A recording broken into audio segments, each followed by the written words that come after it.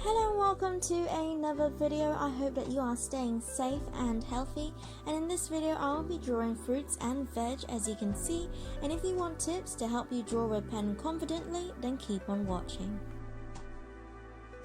So tip number 1, find a good pen for you and have more than one.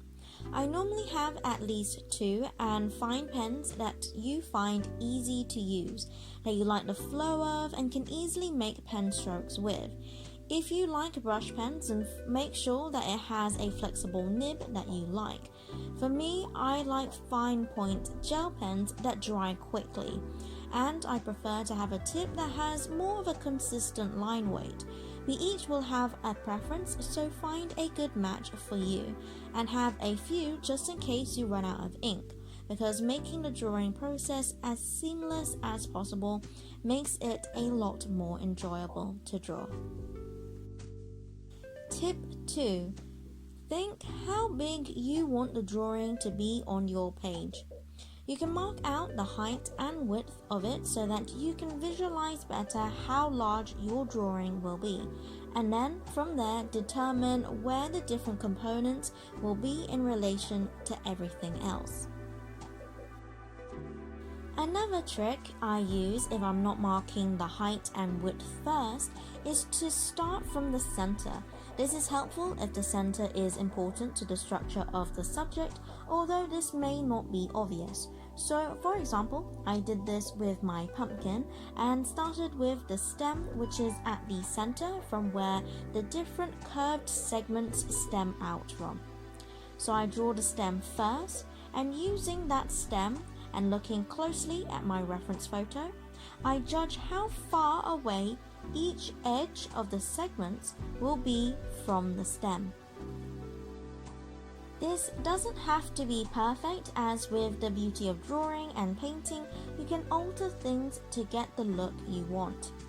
I do like the rounder, wider looking pumpkins, so I adjust the segments to fit that shape and have them more or less the same width, but still remembering that with perspective, the segment will look shorter and narrower if it's curving away from you, and is wider and longer if the segment is curving more towards me from the stem.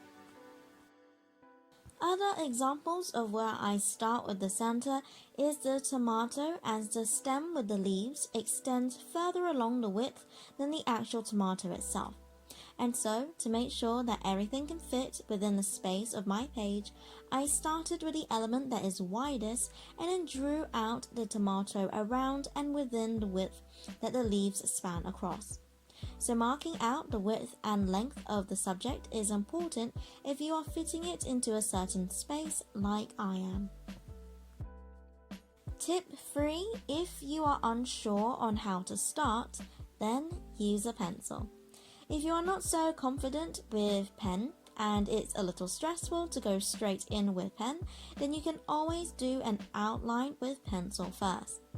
I like drawing with pen and it's familiar to me, although probably a little out of practice, so I only use pencil to mark out the center seed of the avocado, as that would be quite difficult to center without using some guiding lines. But for the rest of the shape of the fruit and vegetables, I like the imperfections that come with drawing and messy playfulness of not using a pencil. But then again, if you're a little unsure and hesitant to begin, pencil helps. Tip 4.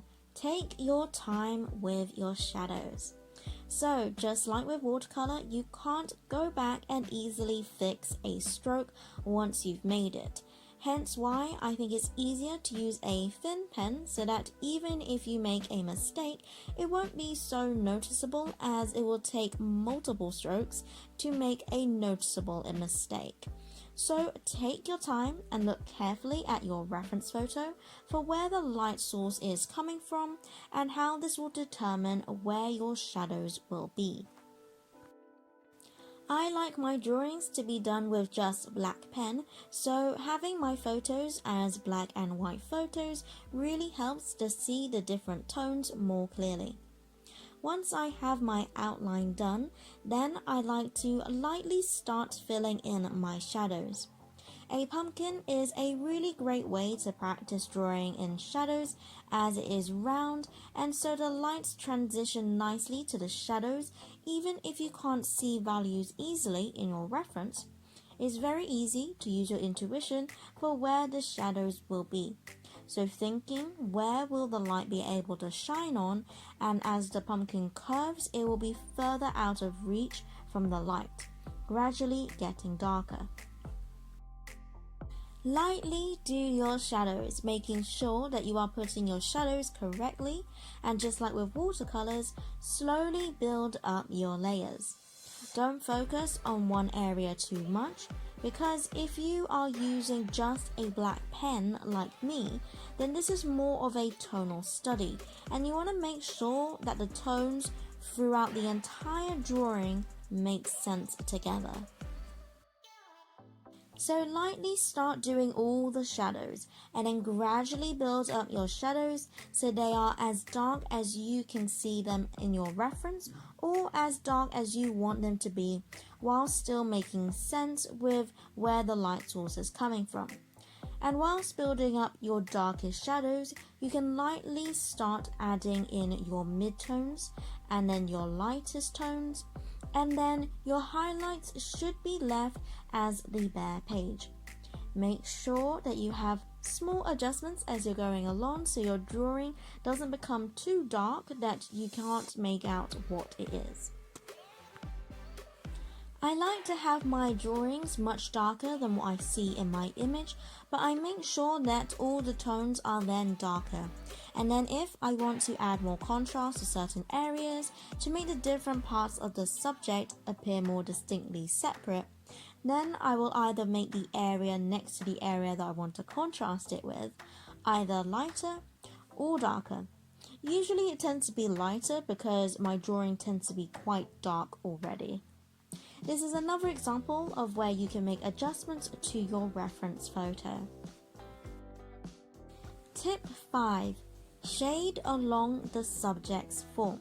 So this tip is to do with creating the illusion of your drawing looking like a three-dimensional form rather than a flat shape.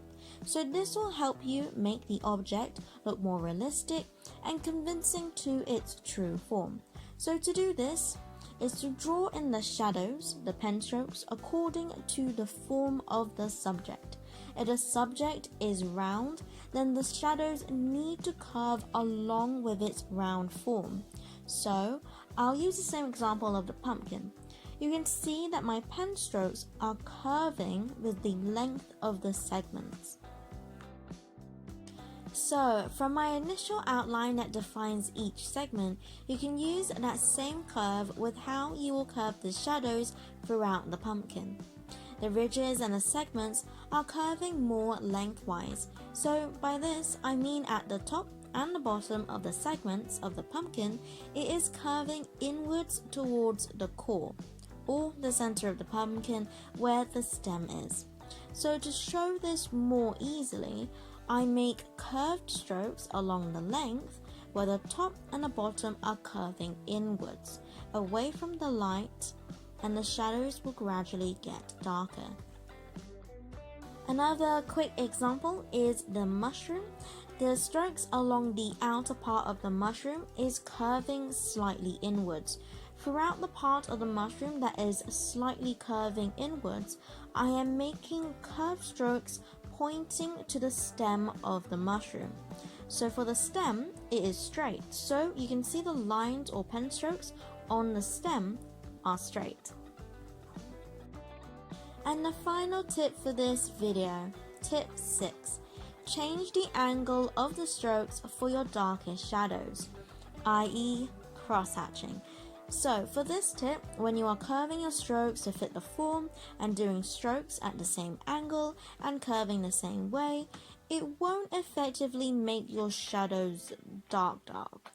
Those strokes help to show the form, so if you've got a lot of space that you want to make darker, then slightly change the angle of your strokes so that you'll be covering more area.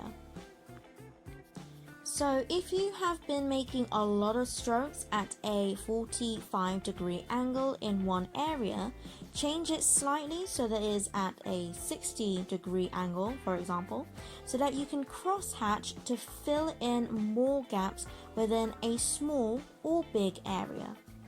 Now, I will say that you don't need to use this tip with every drawing, and it doesn't have to be used just for your darkest shadows, but you do need to be careful how and when to use this tip. For example, back to the pumpkin, for the majority of the pumpkin, I didn't crosshatch. I only did it for my darkest shadows. This is because I wanted the curved form to be easy to see. If I'm using crosshatching for all my shadows, layering and layering, the form of the curved strokes will be lost if overused, and will give it a more messier look than I intended. However, for the aubergine, because it is a dark vegetable, I used a lot of cross-hatching and didn't prioritize the form heavily with my curved strokes. But instead, I wanted the highlights to stand out, which partly gives it its form. So you need to think about what you want to prioritize and the look you are going for in your drawing in order to decide whether to use cross-hatching throughout, or for midtones as well. But generally, I would say for your darkest shadows, you can cross-hatch, but do a little at a time and build till your shadows are as dark as you want them to be. And with that is all 6 tips for this video. Thank you so much for watching. If you like this drawing video, then I have a few drawing time lapses you can check out. If you want to see more videos like this or pen drawings in general, then please let me know in the comments down below.